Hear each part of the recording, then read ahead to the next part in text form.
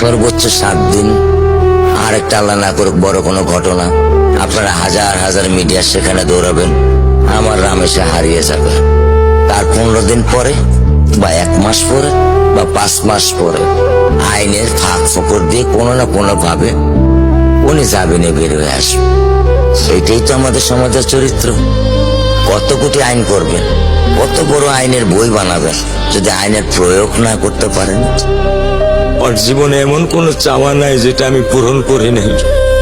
পরশুদিন বলছে, বাবা আমার একটা বোরকা কিনে দাও। আমি সাথে সাথে নিউ মার্কেট থেকে আমি 1000 টাকা দিয়ে আমার মেয়েকে বোরকা এনে দিচ্ছি।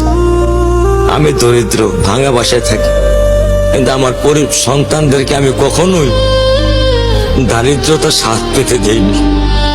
আমার স্যান্ডেলটা দেখেন 3 বছর পুরাতন ছেঁড়া, কিন্তু আমি আমার স্যান্ডেলটা পাল্টাই না, সেলাই করে নেই, কিন্তু আমার বাচ্চাদেরকে আমি কষ্ট পেতে দেই না। শুধু একবার বলছে, বাবা লেসে খাবো। আমি 1 মিনিটও দেরি করিনি, 1 মিনিটও আমি দেরি করিনি। ও আমার একটা হৃৎপিণ্ড।